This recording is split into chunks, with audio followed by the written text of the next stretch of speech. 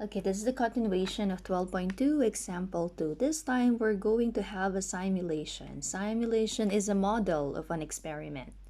Okay, that would be difficult or inconvenient to actually perform, especially nowadays. We have COVID-19 and we're working at home. So we can really apply this simulation. In example 2, this is about a baseball team. Okay, and how they will predict the number of hits the team's players will have in their next 34 chances at bat. Okay, they cannot play baseball this time, right? Okay, so what they did, the model that they use is a deck of card. So we all know that deck of card has four suits, right? Hearts, diamonds, and spades and clubs. And then the given there, 25% or 0.25, okay? So that will be their chances, sorry, okay, at the bat to hit. So which means if they're going to use the hearts, you can let hearts represent a hit. And then the remaining three suits, the diamonds, clubs, and spades, represent no hit. So that's how they applied simulation. And you could see they lay down all the cards and they will pick, okay, how many times it will have a hit and no hit. H stands for the hearts, and the first and the other letters are diamonds, spades, and clubs. Okay, anyway, you have the steps there. Let's try doing your turn 8. Let's do our own model or simulation. Okay, a toy machine has equal numbers of red, white, and blue foam balls. Okay, you know what are foam balls, right? Which it releases at random. Ross wonders which color ball will be released next. Describe how you could use a standard number cube to predict the answer. In a standard number cube, how many numbers do we have? We have 6, right? Okay, we have 1, 2, 3, 4, 5, and 6. Okay, so because we're talking about red, white, and blue foam, so we can represent or model these numbers because they are asking for us to describe how could you use a standard number cube to predict the answer.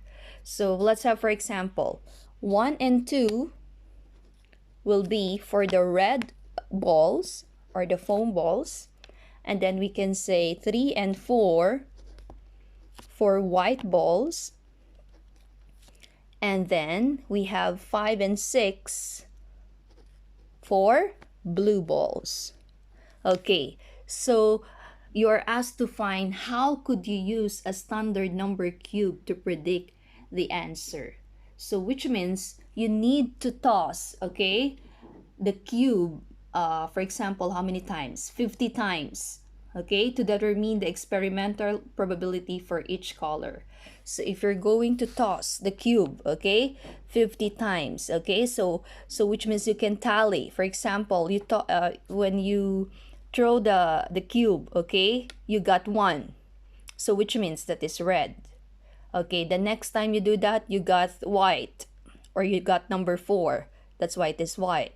So you tally everything, so out of 50, so that would be the probability or predicting the probability which color, okay, will be released or which has more probability of events. Okay, did you get it? Okay, for example, I will toss it. Okay, I have red, I have white, and I have blue. Okay, then I toss the number cube. So first, I got 1. So which means that is red, right? Okay, next. And then I got 6 when I throw the dice. So that will be blue. Then I got 3. That will be white.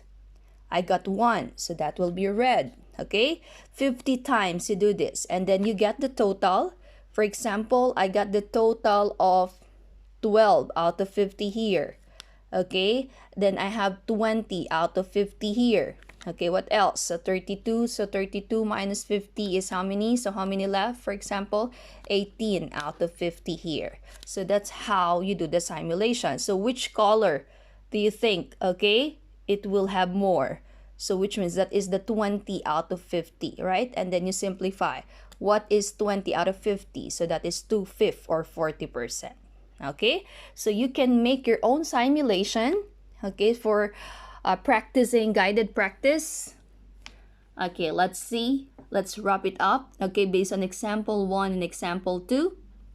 Okay, so number 1, let's apply what did we learn. A spinner has 4 sections, letter A, B, C, and D. The table shows the results of several spins. Find the experimental probability of spinning each letter as a fraction in simplest form, a decimal, and percent. So there will be 3 answers. Huh? Okay, so for letter A, okay, so what will be your fractions? So that is 14 out of what? What is the total first? 14 plus 7 is how many? How many? 21. 21 plus 11 is how many? 32. 32 plus 8 is how many? So 40. So that is out of 40. If it's out of 40, how about for A? Let's write it. So the total is 40. So 40, so we have 14, right? So you can simplify. That will be what? 7 out of 20 because I divide by 2. What is the decimal of this? This is equivalent to 0.35. So times 100, so it will be 35%. Okay, got it? Okay, next. How about letter B? Okay, for letter B, we have 7. So which means we have 7 out of 40. So, or simplify it. Okay, can you simplify 7 out of 40? By 2 is by 1. No, no other number. So you can put it in decimal now. 0.175 times 100. So this is equivalent to 17.5%. Okay, next.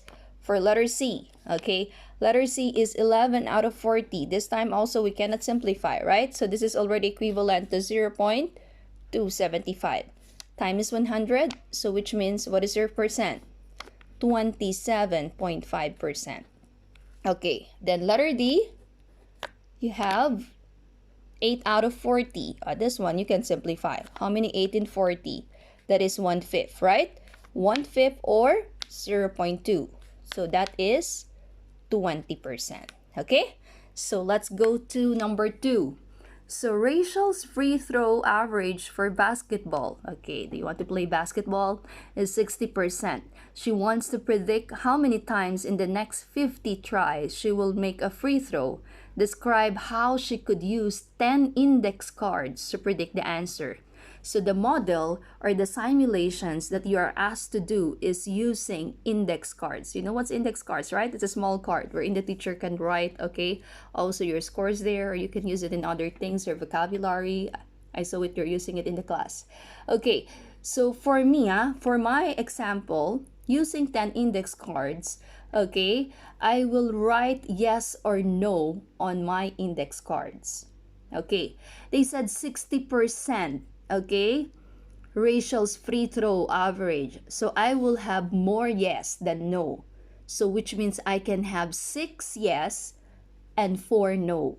So if I draw a card at random 50 times, okay, so which means the most prediction is yes, right? Because I have 60% of yes and 40% of no. Or in my 10 cards, I will write yes 6 times, and in my 4 cards, I will write no. So that's how you explain it. You write it in complete explanations, step by step. Okay, hope you got the lesson. Okay, thank you.